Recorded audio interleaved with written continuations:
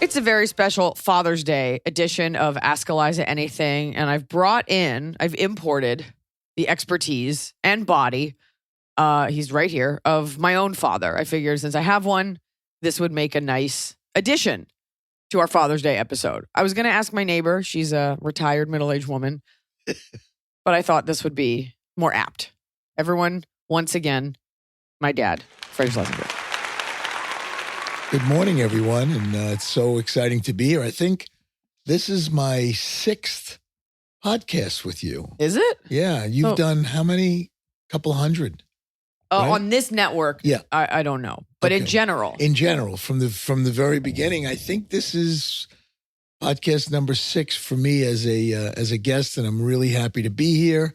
I'm here in LA with Iliza and her beautiful baby. My granddaughter and Noah, of course, and my wife and I are visiting, and perfect opportunity to do this Father's Day edition of the podcast. You guys wrote in questions, dad specific, but in general, and we're here to answer them. Today it's a brand new day, brand new episode. As we're getting into the summer months, it's time for some hot takes. Hot takes. So here we go. First of all, how are you? I'm doing great. Having a wonderful time out here in LA. We went to the aquarium yesterday and took the baby, and just to watch the baby's expression, seeing all the. But you didn't participate in the touch tank. No, I didn't. I found it to be. It's just so. You want to touch a jellyfish on its head? And what your fans don't know is I'm still going through my trauma of the horseshoe crab when I was 9 years old. So I'm really. But no one asked you to step on a jellyfish. I know, but just the touch. You didn't want to pet the shark? No. They didn't. I know, they're smooth. No. I almost touched the stingray. I was very close to touching a stingray. If you have a chance and you're in Southern California, check out the Aquarium of the Pacific. We do a lot of work with them, and it is a very special place. I also highly recommend the lorikeet exhibit because it's an enclosure you go in, and they just zip right by your face, and they will bite you if you don't have nectar. Or if you stand still long enough, shit on you. Yeah. It's like they say it's good luck, but I think it's just to make you feel better. Aren't they parrots? A lorikeet? Like I kept saying, the lorkie it's a fucking parrot. It's a beautiful, exotic, I think, Australian. But what makes it a lorkie and not a parrot? Lorikeet. Oh, so that's like a parakeet. Yeah, it's like, I think the keet. I think the suffix of keet makes it so something. There's diminutive. There's someone. Like ito. No, I think it's a genus or a phylum. I'm sure there's some animal parrot PhD listening that's just pulling her feathers out. It's like, what is like, it's a kingdom, not a species. I can't believe that we have this special species and they're lumping it all together. Beautiful bird. Beautiful. Not as beautiful as Tianfu. Here we go. Tree says, hi, pod crew. My husband and I are in an uncomfortable situation and wanted to get your perspectives as daughter/dad. It's a little long, but context, you know what? I'm reading it. It's not that long, but I appreciate the warning. My mother-in-law fell into a relationship with the first guy that asked for her email a couple of months ago, and her husband suddenly passed away. I'm sorry, after her husband suddenly passed away. He didn't pass away from the email. It's like, what? It's an Earthlink. Although it was so soon, we were happy she wanted the companionship. Fast forward a few months, my mother-in-law was starting to behave differently and pull away from her usual friends. We found the boyfriend on Facebook and saw some red flags, no pun intended. He's extremely right-wing, conspiracy theories, anti-LGBTQ, pro-guns, etc. Sharing absurdly fake and poorly edited memes. That's actually the worst part. Quotes and facts. He's gone so far as to say 9/11 was entirely CGI. Woof. That no planes flew into the building. Steel doesn't melt on its own. My husband and I were mortified. My mother-in-law has gone along with it and read articles he's given her because she, quote, wasn't reading the right news and said he brings up good points. She is so different and very hard to be around. They're not together in person yet. We've asked her to mind what she shares for our 18-month-old and watch her finances. What more would you do? Do we ignore this because she's my mother-in-law? Help. Tree. Okay, so what we would need is a little more context pre-death. Like before her husband died, was he very sick for a really long time? Did he get hit by a car?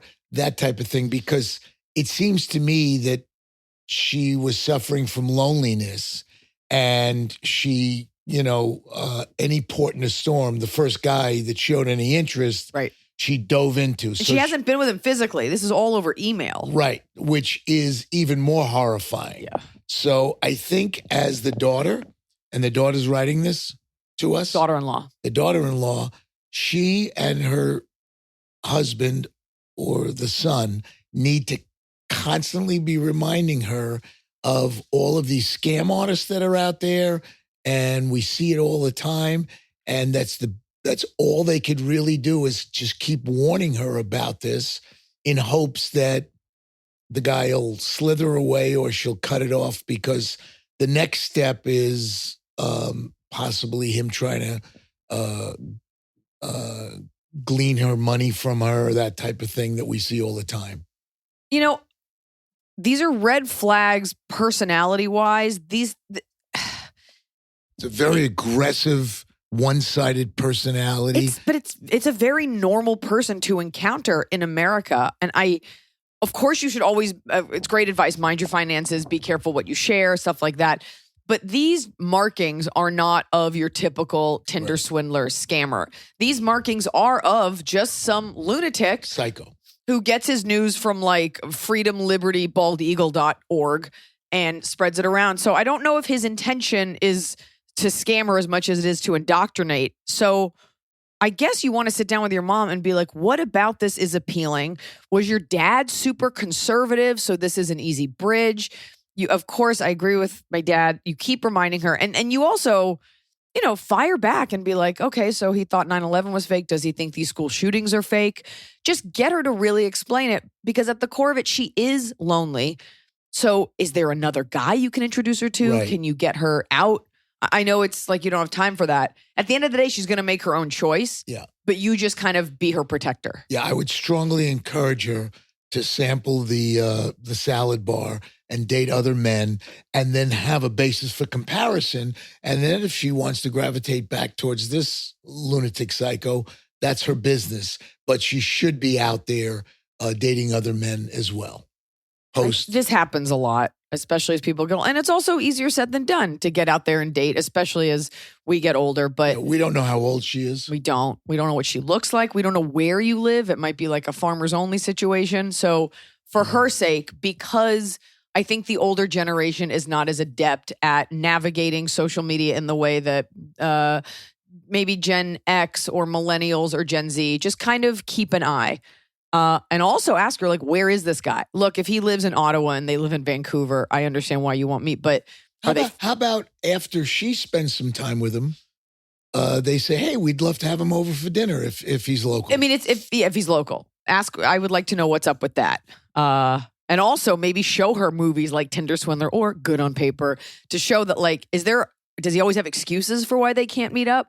But I don't think this guy is after her money as much as her brain, which is scarier. But at the bottom line to this, and then let's move on. Okay. It doesn't sound like a foundation for a healthy relationship.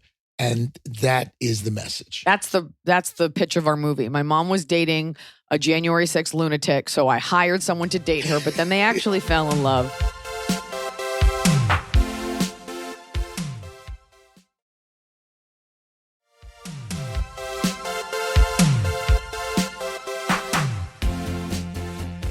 Anonymous. My father passed away and left us an inheritance. My wife and I may have to relocate in the next year. What are some fast, easy ways to invest our monies and have a little bit more return? We have CDs on the docket already. We truly want to, 1, have a good retirement, 2, maybe start some generational wealth for our kiddo and our niece. All right, so I'll handle this. No, you won't. I don't know. So understand, when you're dealing with money that you want to make some fast growth on, interest on, profit on, you can't have it both ways. So I was a financial advisor for almost 20 years, so I'm giving you really professional advice here. If liquidity is important. With the caveat of this is just advice. Yes, absolutely. Don't sue me. Right. Sue my dad.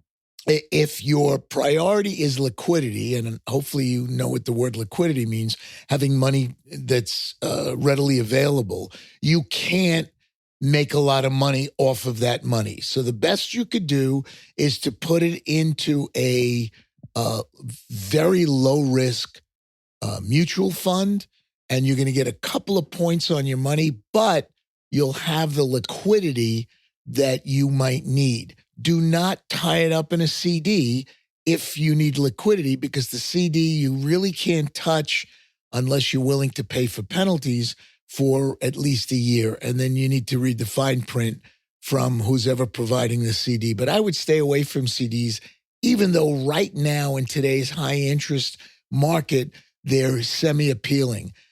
Find yourself a good, low risk mutual fund. And over the period of a year, you should be able to make a few percentage points.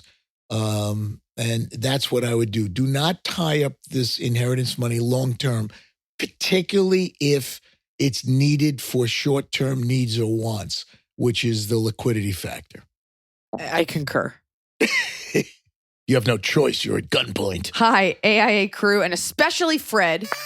However, this person is anonymous, so you'll never know. Always with the anonymous. I know. Nobody wants to, we should be revealing. We should be giving them names. This is from Susan. Okay. Because it's not. So I don't like anonymous. I hate anonymous. You know why? It's too anonymous. Annie. Like, I don't know who I'm dealing with. Yeah, I like to know who your fans are. You're about to get to know a lot about them. Okay. Just not anything. Right. Hi, AIA crew, and especially Fred. I could use some dad advice from a dad who's not constantly pressuring me for a grandchild.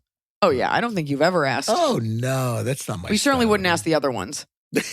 No, because they're not in a relationship. My boyfriend and I have been together for close to 3 years now. We love each other very much and have had several serious conversations about marriage and kids. The only thing is when we discuss timing, we tend to be a little vague on it.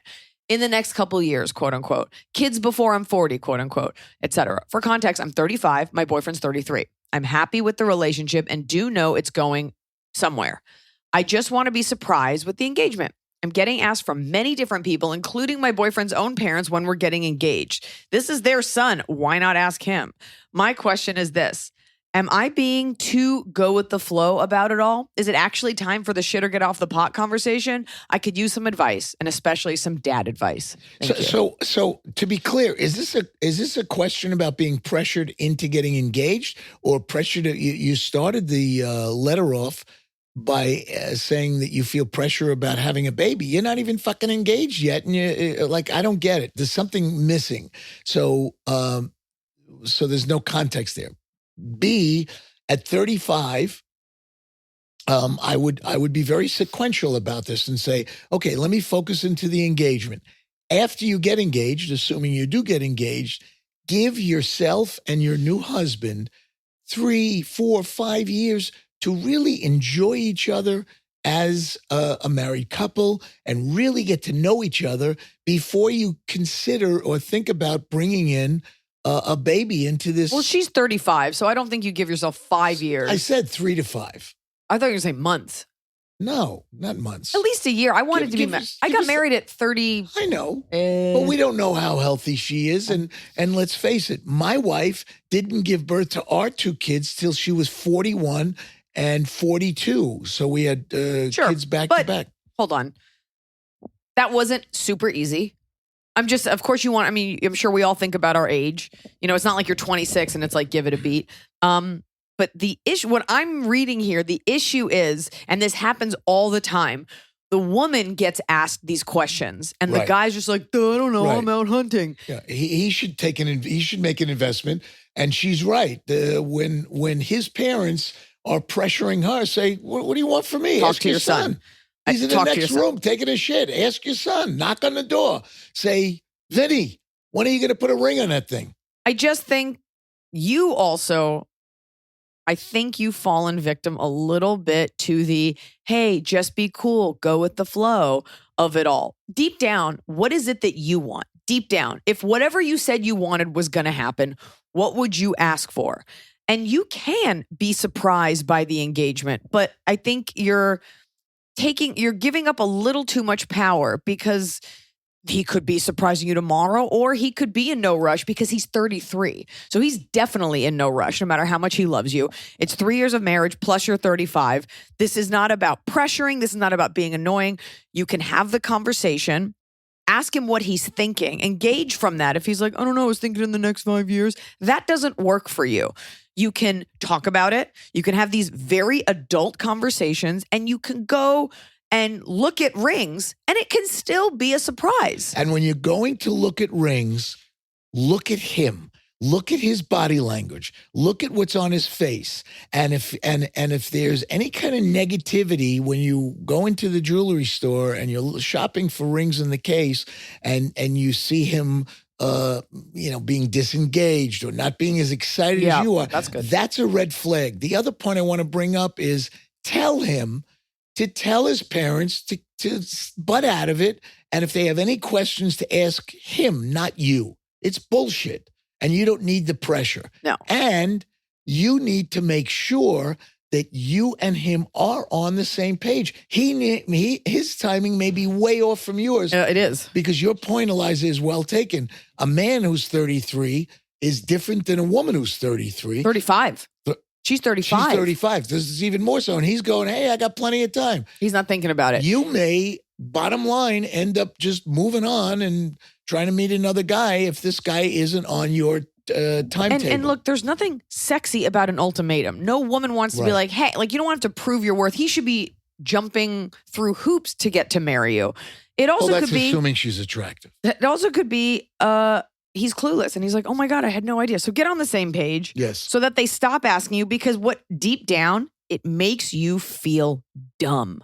And it makes you feel unempowered that the parents are like, when's he going to marry you? You're like, when is he going to ask me? Why are you asking me that? Weirdly, it puts the onus on you as a woman, even though it's something you're wanting him to ask. So talk to him, because you're tired of looking stupid, like you don't have the answers. And are they living together? That's important. Yes. They are living I'm pretty sure. Okay. So I would start asking him questions like, how do you see, once we're engaged and married, how do you see our lives being any different than they are right now? I don't think this is not like a Miss America pageant question, but I also think, are you on the same page and are you ready to move forward? You don't want to have like, hey, I'm worth it, marry me now. You kind of want to know what's on his mind and if your values are aligned. So you need to talk to him. And unfortunately, you are bearing the brunt of this because you're the girl. But you need to also decide, what is it that you want deep down? I think what you want is to be married to this man. Well, it might be just to be married, and this guy happens to be the closest. It could be this guy. A lot of women just want to be married. Yeah, the majority of the questions.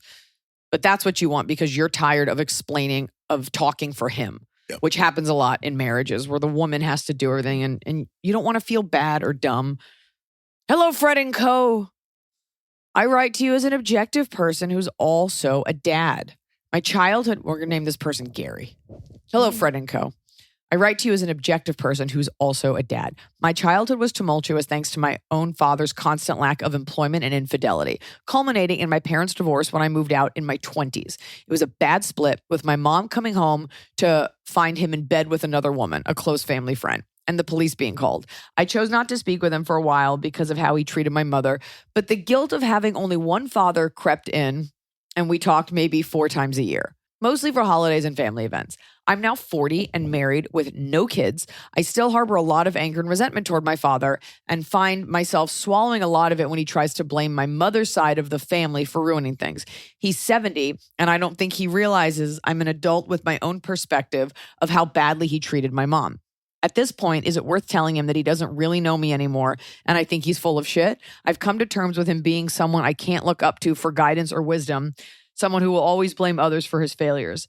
But do I tell him how I feel or just pull away?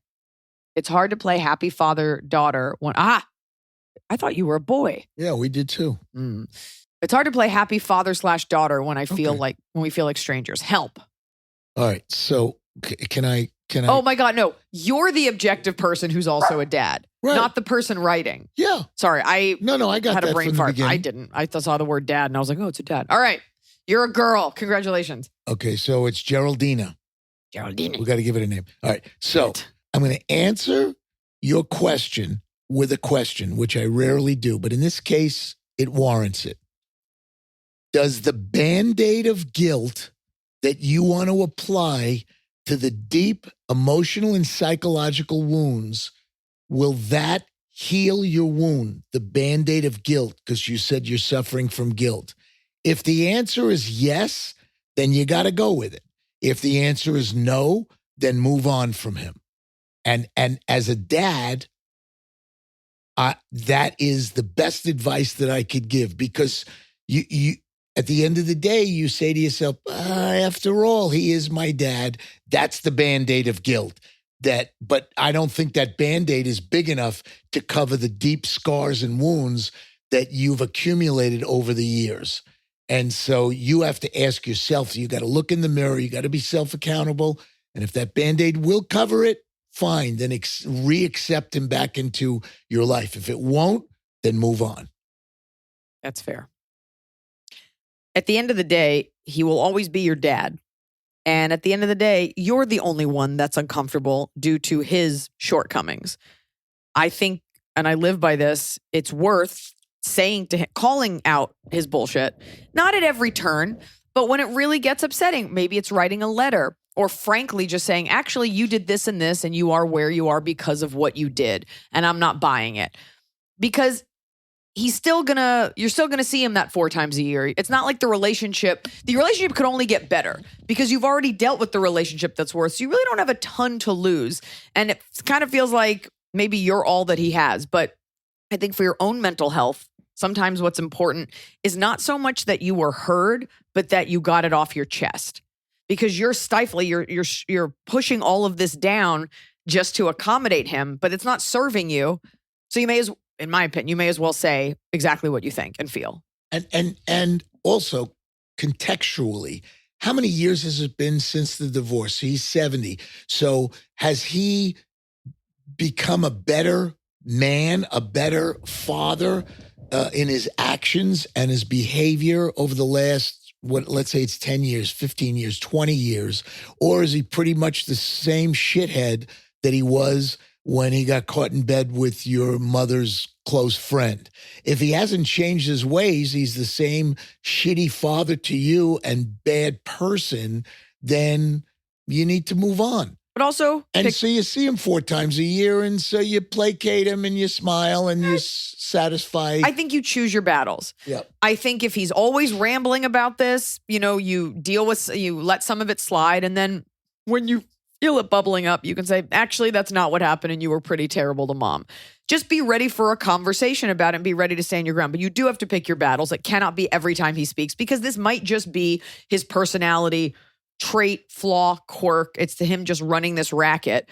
So you have to let it go to a degree because you don't have enough energy. But as he stepped up to be a better father also, forgetting about being a good husband, forget about that. But as a daughter, you have to say to yourself, has he worked hard at trying to be a better father, or is he just, complacent about it? I mean, you say I'm 40 with no kids. I still harbor a lot of anger and resentment toward my father and find myself swallowing it when he blames my mother's side of the family. Hash it out. Be like, I have some things that I have to say. He might surprise you with his accountability or his side. There might be some speckles of information that maybe you didn't know. Not that it makes any of it okay, but because you were younger then and we never know all the things that go on in our parents' marriages.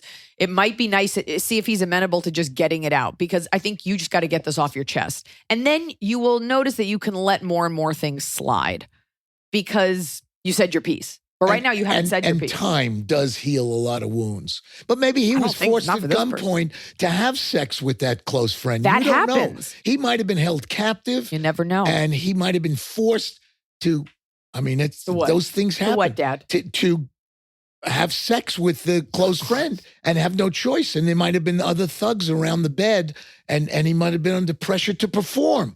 Right. And maybe there's empathy there. We don't know. We don't know. We'll never know. We'll never know. Let's go. But what we do know is we need to move on to our next question. What we do know is that that's a totally likely scenario.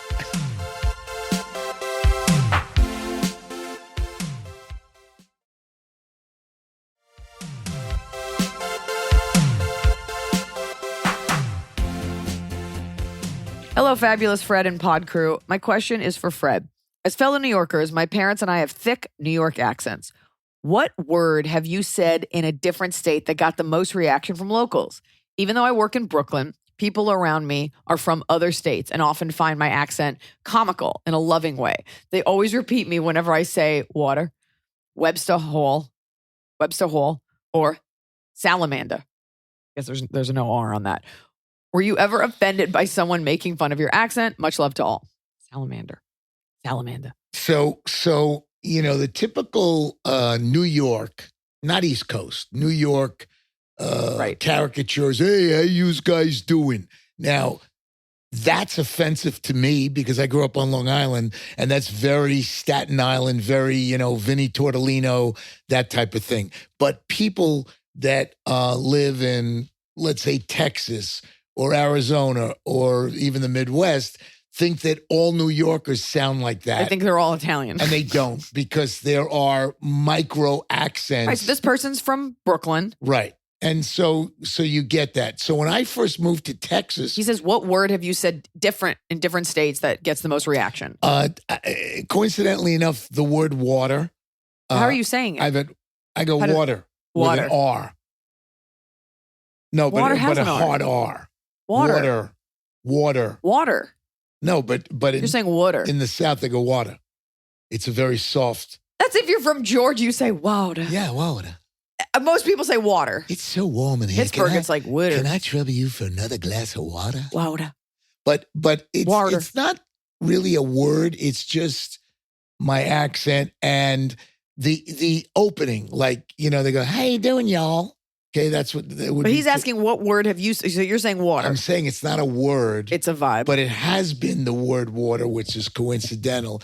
But it's that whole initial vibe. Hey, how you guys doing? Hey, what's up? Hey, that type of thing. That introduction where a Southerner go, what would a Texan, when two Texans see each other for the, Well, howdy. That's how we all do it. Right. Howdy. Which bless your heart. Oh, yeah, that's bullshit. Have a blessed day. That type of thing. No, they did. They leave it on their voicemail. Have a blessed day. Now, is it blessed or blessed? It's blessed. How do you know? Because I've heard it enough. It can't be blessed? No. Blessed is... Have a blessed day. Like you want a day that's blessed from God. I think if it's blessed, it means the Lord is going to bless it. Like this is something that is to come. Blessed is something that happened in the past tense. Blessed is yet to have happened. Nobody would ever say... It's like mashallah and inshallah. No, so nobody would ever say, Iliza, have a blessed day. Blessed. It's a blessed Just day. Like how imperfect it is to say he is risen. Jesus has risen. He had risen. Wait, he didn't arise? They say he is risen.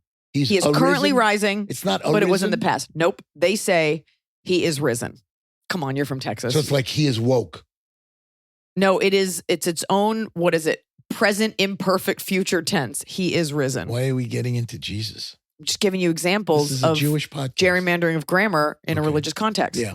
But anyway, when I first moved to Texas, I got tremendous ridicule. You know what word?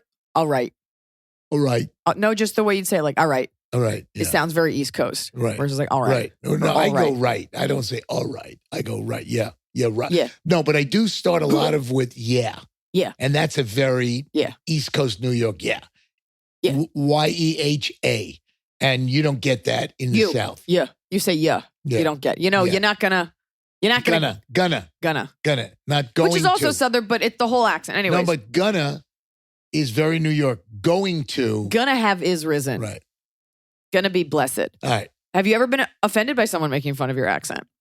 No, I don't give a shit. No, it's fine. I'm a New Yorker. I'm tough. You're like, also I'm white, so it's fine. It's like, fuck you. I don't care. Okay. That's your problem. Very aggressive. I think people like it. No, but New Yorkers fuck you, I don't care. Implies that you care. No, if they don't stop making fun of me, fuck you. I don't care. Oftentimes I find myself repeating people's accents, not as a way to mock, but as a way to log it in my brain what that sounds like. Like it's very human to parrot it back so that I can log it. Yeah. It happens when I talk to Australian people, which is how I've mastered the accent, or Kiwis, which is very hard. Yeah. Let's move on to a nice softball question. Hi, everyone. This is from Casey, Iliza, Fred, and Emily, and gang, longtime listener, longtime fan. Fred, what has been the most unnecessary food dish you've ever tasted? Restaurant or no restaurant? Love the pod, love your work, Iliza, and all the cute Instagram content of your dog and daughter. Just had my first daughter a couple months ago, and I get the tiny tree frog reference. I love that. Casey, mazel tov. Is it KC or is it CASEY? Kacy. Okay, Casey. it's a girl. It's a true Casey. It's a woman But it's who a had a female. daughter. Okay. She had a baby. Probably the most unnecessary dish, and my wife and I eat out a lot. A lot of you in our previous podcast, you know that I love food, love to eat out, love great service. But we were at some Chi-Chi high-end frou-frou restaurant, and they served a kale puree. And being just a regular guy wanting to eat meat or fish or chicken is like kale. First of all, I despise kale. I don't like the texture of it. Give me a nice leaf of romaine lettuce. My wife doesn't like iceberg lettuce. And, the lighter the lettuce is, the less nutrients it has. Right. So you always want dark. And kale is a dark green. But it has that little like flowery, I don't like it. And then making it bothering to unnecessarily form it into a puree. Was it on something or was it a soup? No, it was like a little side dish. It was like a dollop of puree that it was served. I didn't order it. And I called over the server and I go, what is that? And I go, oh, that's our kale puree. Everybody loves our kale puree. Stick it up your ass. I'm not interested. Well, that's... No, it's unnecessary, which is what the question was about. Yeah, I will say this. When we travel, the big question is not, are the jokes going to land? Not, is the audience going to have a good time? It's because the answer is yes and yes. It's where are we eating dinner? We don't like to waste a meal. I'm not a huge eater. I'm not a food fan like my husband is, or I suppose like my dad is, but I do always want to eat at the place that you eat there. And it's like, this is emblematic of the city or of the state. And sometimes you go to these restaurants that try too hard. This is our Swedish meatball crab puree on a bed of grapes. Like sometimes you're just like, it's so much extra exercise. It's like doing all of this extra stuff. And it's really like, what's great is just a grilled piece of fish. And getting back to her point, Casey's point, it's unnecessary. Unnecessary. We don't need that in our life. Take it back to the kitchen and give me some fries. The hallmark of unnecessary is dollops of sauce on a plate. Oh, designs of sauce, especially when you get a dessert and it's like there's 3 raspberry drops and a lemon swirl. And then we wrote the map of the treasure. And what we thought would be a nice accoutrement is extract of devil's blood we dripped on there. It was delicious. Tourmaline. I just got engaged and I would love to know, when it comes to weddings, what is worth the extra coin besides a photographer? Now, Dad, you've done this 3 times. I is it Tourmaline or Tourmaline? It's Tourmaline. Okay. First of all, I think Emily misspelled it. I read through all the questions. Tourmaline. This was one of my favorite questions. I'm so glad you wrote in. I'm sorry. Tori Leanne. Okay. Or Tourmaline. Or TL. Can we do TL? Keisha. Okay. Tourmaline. So I love the question.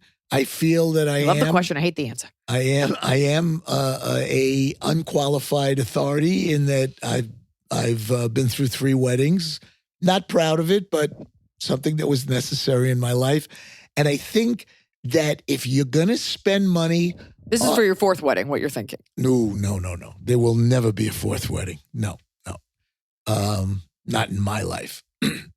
If you're going to spend money, so think of the different categories that you and your fiance are saying, like, where do we want to allocate our money? What's important? That's her question. It's important. And I think number 1 should be the entertainment.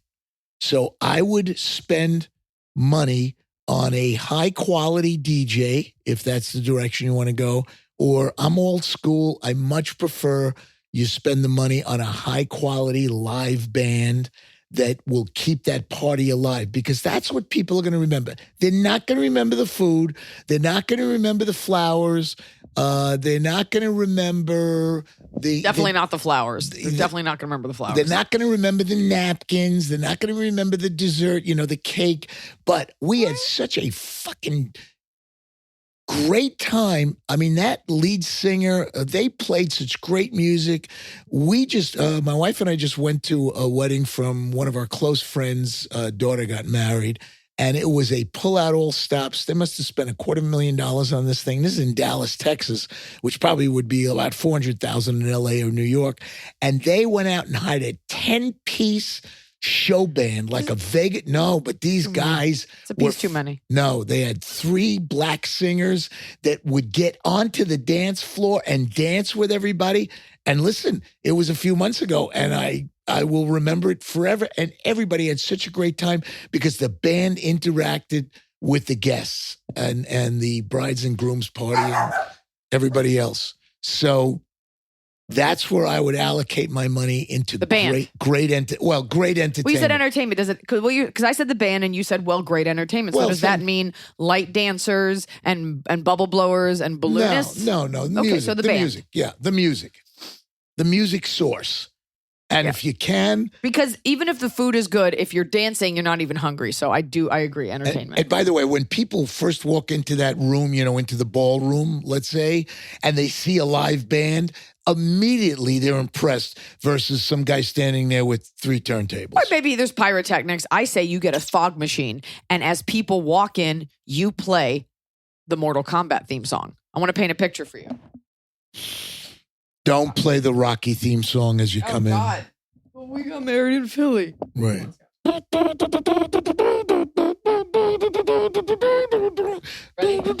Ladies and gentlemen, for the first time, Mr. and Mrs. Beef Time. Hyman Clemshaw. Let's give a warm welcome to the newly married couple. Steve and Gary Rimshack. You come into that, and then the husband comes in, and then the wife. It's my wedding. Have some cake. Welcome, Sheila and Sylvia. Carcastein. Right. Hi, Fred. My in-laws never seem to have gotten over their empty nest. Their kids are mid-30s now. They hang on to their kids and their partners, so that's you, whoever's writing this, for all their emotional fulfillment and social entertainment, and are generally devastated that we've all moved away. It's like they thought of college as some kind of summer camp, and then everyone would move home like nothing had happened. Well, if the economy gets bad enough, they just might get their wish. They try to treat us like kids, but we really don't play along. I don't have any chemistry with them, and the feeling is definitely mutual, but they're so desperate for social connection that they constantly beg for my time and attention anyway. It's tedious and offensive. I feel used. I maintain solid boundaries and have had many conversations with my partner about this. They're only in their 60s, retired, and have plenty of money to entertain themselves. What advice would you give them to establish some of their own interests, connections, and independence? Oh. I guess I would need more context. I just wonder, you say it's offensive. I wonder what they do. Because in my mind, I'm like, oh, they just want to know and be involved. But if you're saying it's offensive, they must be doing something just truly annoying. I wish I knew. Are they trying to get you to wear like a diaper? So going back to context, how long have they been married? And you need to be objective and understand what their relationship is. Maybe they're just bored with each other and they got nothing else to do. If they have this traditional deep-rooted love for each other and a wonderful relationship, a wonderful marriage, then they would surround themselves with other things to do, particularly since they now have time on their hands, since they are retired and they have the money to enjoy themselves. So I would be constantly encouraging them to be traveling, join a travel club as a couple, and get out there and develop relationships, retirement relationships with other people that have the time and that have the money to do what? I mean, look, you work your whole life. Let's say you work 35, 40 years to enjoy the last 10 years of your life. That's what fucking retirement is. So now you have, if you're in your 60s, you easily could have another 20, 25 years. Is this how you're going to spend the next 25 years tormenting me and pressuring me into spending more time with you? I spend all the time and I want to be part of your life, but there's a part of me that doesn't want to always be with you, and you shouldn't want to always be with your kids. I don't want to always be with my kids. As a matter of fact, I got some kids I don't want to be with at all. I don't even want to be here now. I really don't. But I had no choice and I signed a contract. Anonymous. Hello, Iliza, Fred, and Emily. Absolutely love your podcast. I love listening to your take on listeners' questions. You never fob anyone off. Sounds very British. Ooh. And it's so refreshing to get a different perspective. Is that an acronym, fob? Or does that mean I don't know what that means. What the A fuck? fob is like a keychain that you used to get in your office. In America, but That's what I'm saying. But it could be an acronym. You never fuck around. You never jerk anyone off is what I'm saying. I'm 35. No fobbing allowed. No fobbing below the belt. There's no fobbing on this podcast. I'm 35, female. Could this be a fobcast? This could be a fobcast. Yeah. Maybe that's the title of it. It's a fobcast. You want to get rid of the... No, I All don't. right. I like the title. I'm 35, female from the UK with a partner and a 5-year-old son. I love everything about being a mom, but I find myself torn between my old pre-mom life and my current life.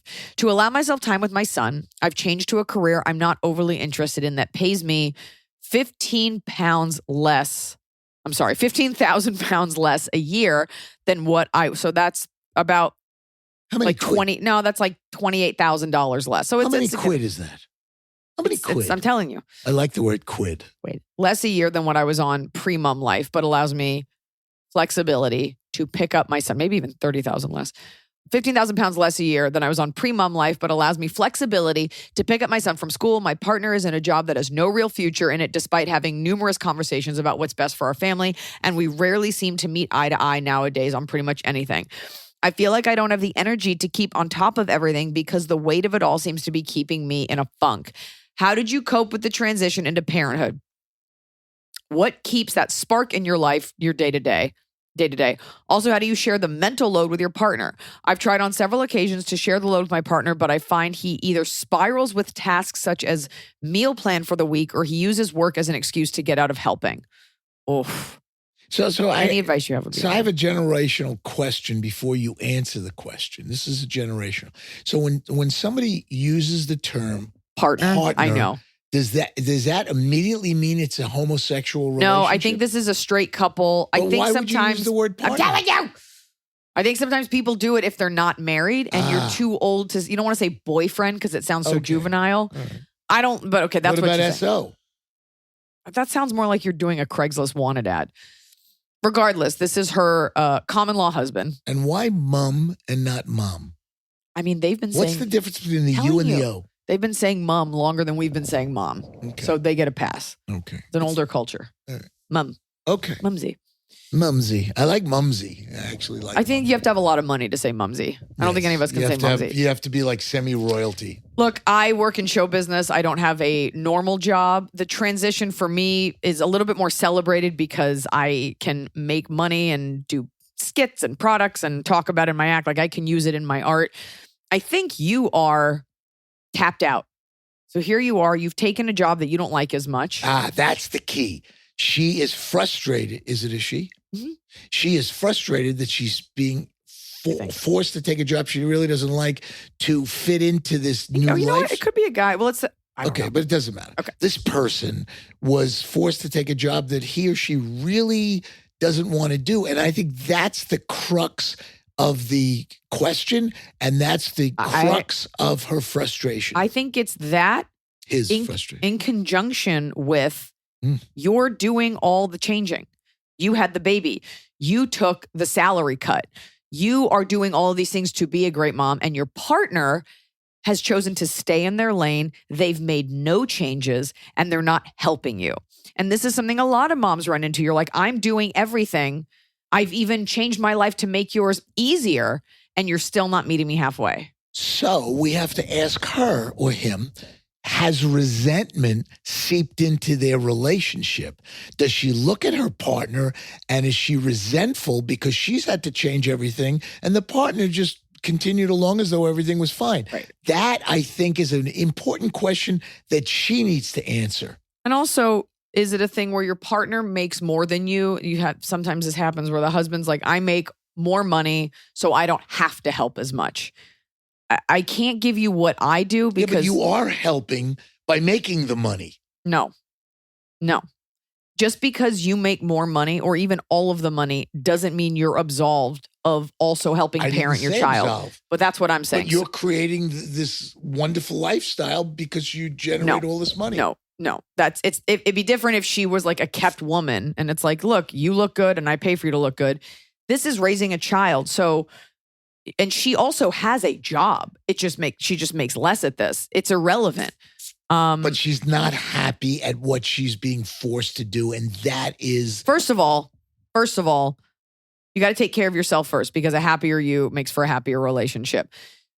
And I think part of you is saying, I took the lesser salary so I could spend more time with my kid.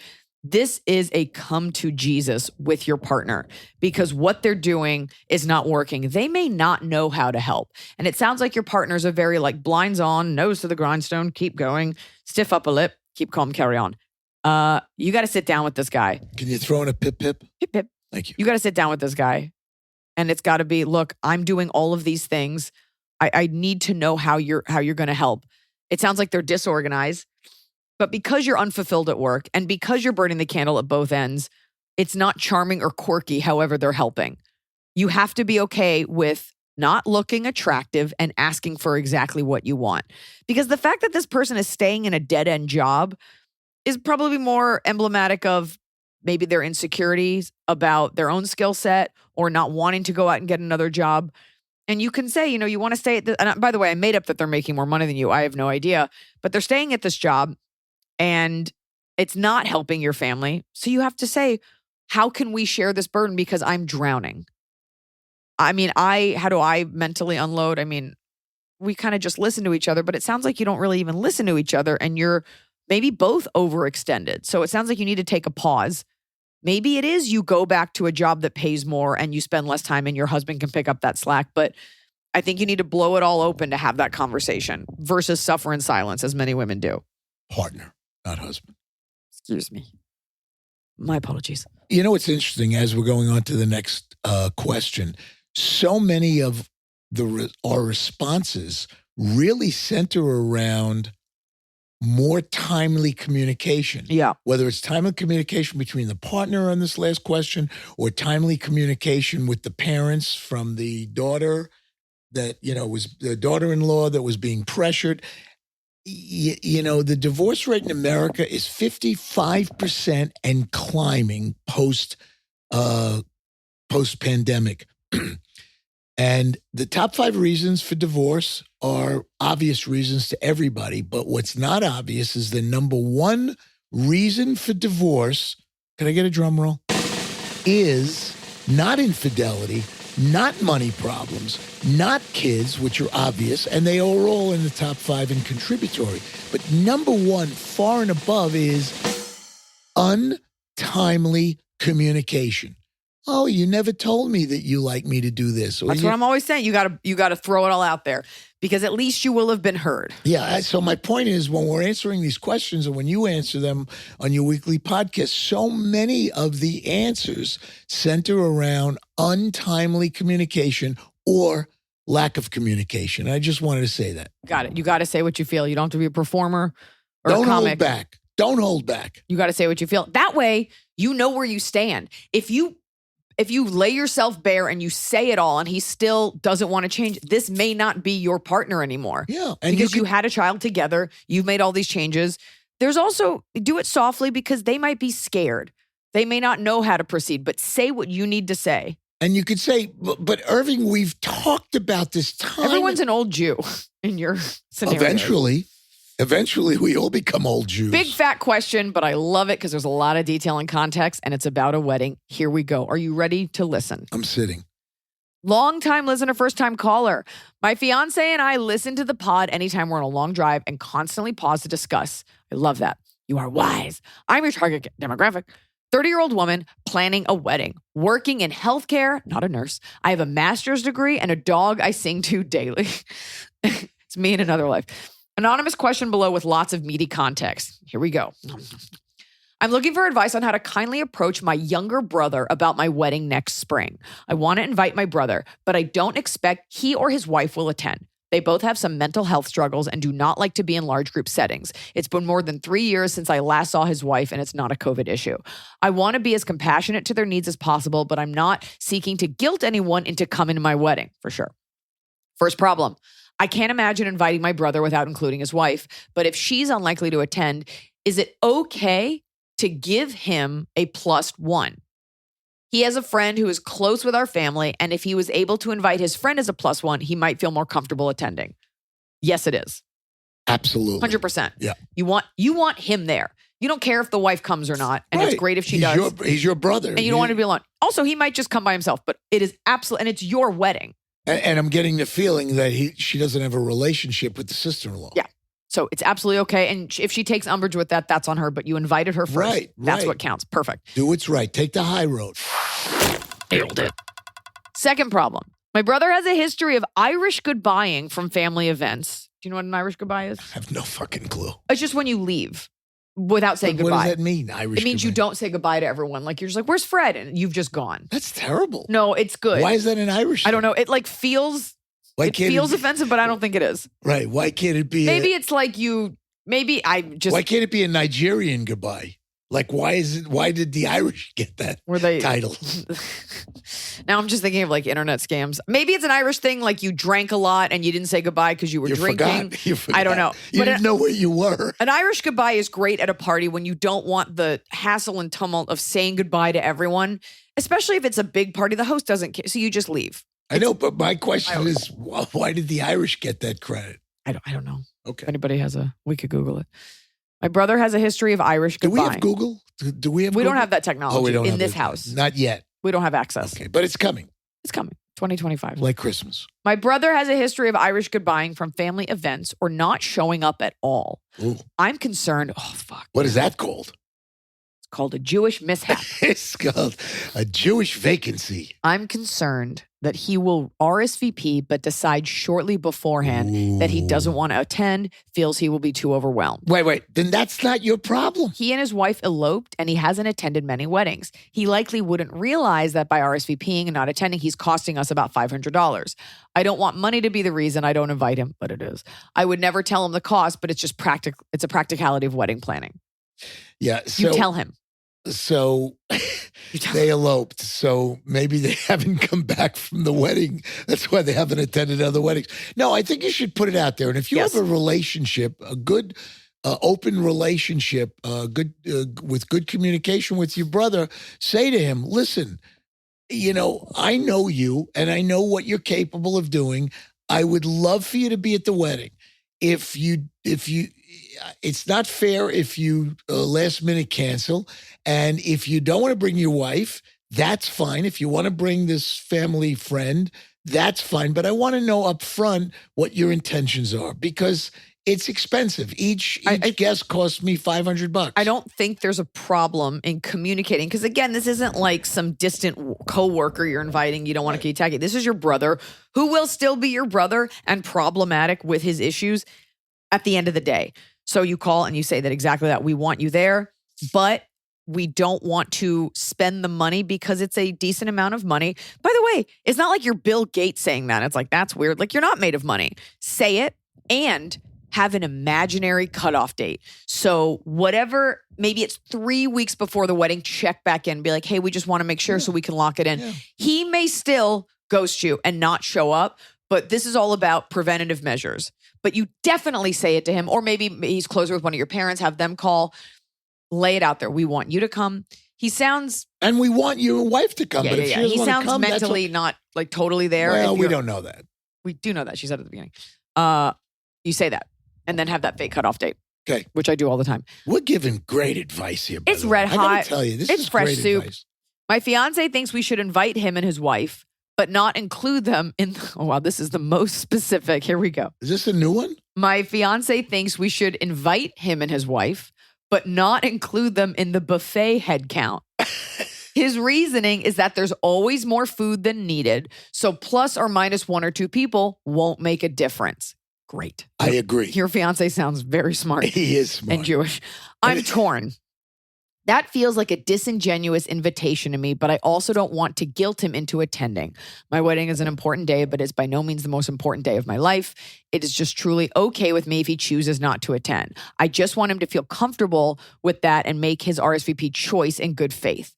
Do I offer that he join us for the ceremony and cocktail hour and then sneak out after family photos? Do I just shrug and realize there's only so much I can control about this day? Yes. I know there could be other late decline invites, but I feel like if I can see this one from a mile out, I'll be stressing about him on the day. Yeah, she's spot on. Thank you, confused big sister. Yeah, she's spot on. The husband's spot on with the buffet, and there's more than enough food. It doesn't matter. And again, our response to this is time of the communication. Sit him down next time you're having dinner with him, or next time you FaceTime with him, whatever, and just say, look, I just want to lay these things out. And there's enough stress in planning a wedding. There's enough stress. I don't need additional stress. I love you. Yeah. I want you to be part of it. I do want you to be part of the pictures. And I do open-heartedly invite your wife. If she chooses not to come, that's okay. You can have the +1. And I just want you to be a part of a very special day in my life. If he is not mentally equipped to handle that, here's the thing. You know your brother. This is not about being a pessimist. I get accused of this all the times, like, you're being negative. I'm like, no, I'm compiling the evidence over thousands of experiments conducted, and it's always the same outcome. Assume he will not be attending. And your fiance is right. Do not include him in the head count because there still will be food and nobody is going to be there with a clicker. Assume he will let you down. That way, if he doesn't, it's a surprise. But what you want is peace of mind. So you can buy yourself that by having that conversation, not spending the money, which I do think is a huge part of this. That way, if he shows up and he takes the picture, great. Don't piecemeal it together. You're invited for the wedding. Don't include him in the head count for the buffet. And I think that's a great solve. It's the money and it's showing respect. It's the money and not wanting to be let down. Showing respect to the sister. Let's move on. It's time for Top of the Cup. Top of the cup. Top of the cup.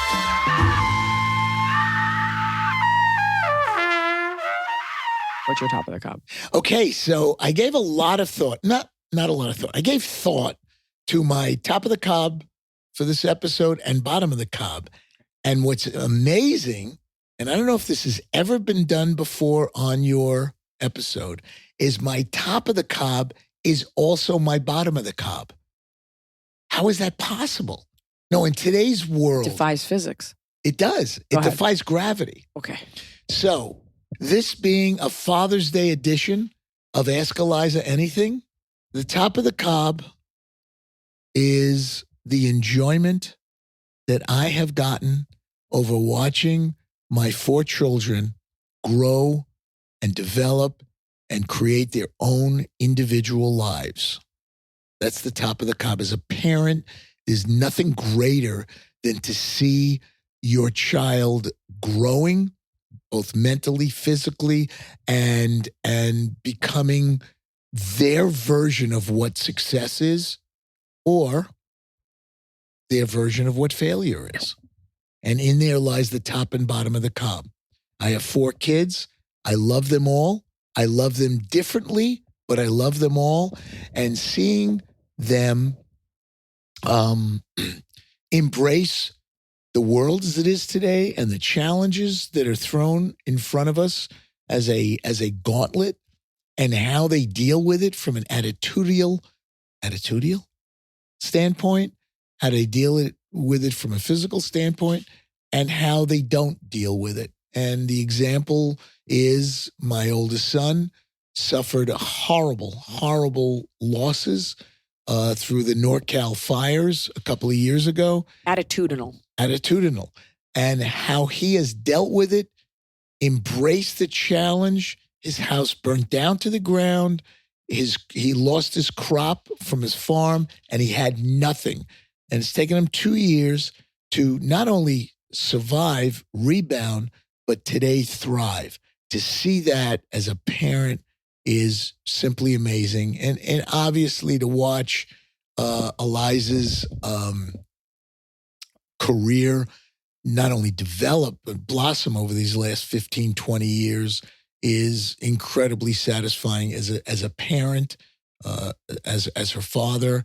And then my other two kids are working hard at becoming successful. So my top of the cob is to enjoy their successes. My bottom of the cob is to hold their hands as they struggle with their failures, but hopefully, eminently, to turn that around into the lemonades from the lemons that they were handed. So that's my top and bottom of the cob. I thought you were going to say like a well-toasted everything bagel. I thought it was going to be like an easy one. No, this is a Father's Day edition. There's some seriousness. There's depth here. I'm sorry, as a parent. You shouldn't be sorry. And as a father to four wonderful kids. Yeah. 3 of whom are not aware of this podcast. Okay. Top of the cob for me, the smell of smoked meat. Ooh. We're having a party tonight, and Noah has been outside with his smoker, smoking a pork shoulder. They're doing a Korean, it's like a pork shoulder with oysters, but he's smoking the wood, or the wood is smoking. And I woke up, and my first thought was, it's Christmas. It's June. Fan top of the cob. Katie from Austin writes, I'm a chef and I often sternly tell my cooks to make it nice when they try and sell subpar food. I started saying this as a way to be concise since there is a language barrier with most of my staff. I recently remembered this as a line from the potato ribbon craft lady in Iliza's sketch show. And now they tell them to make it nice. And I have an internal chuckle about it. Love the pod. See, although only viewed by you, Katie, that sketch show is helping people. Bottom of the cob, mine is when you go for ice cream and none of the ice cream flavors are appealing. Like last time. We went to this, it's a really good ice cream place. Don't I'm not going to because it is good. Names. Great ingredients, but I get there and you're like, I just want strawberry. And everything was like so close. We have Himalayan guanciale. We have with a dollop of devil's blood. Yeah, North American smoked chocolate. You're like, I just want charred shoelaces that we sprinkle in. And so I ended up getting mango sticky rice that didn't really hit Oh, the that was spot. terrible. No, it would taste though. It was empty. I don't love an Alfonso taste. mango. That was the word. Well, you're not an exotic flavors person. That's not true. No, you always salt. said. I love salt. It is nothing more exotic than salt and spices. Salt.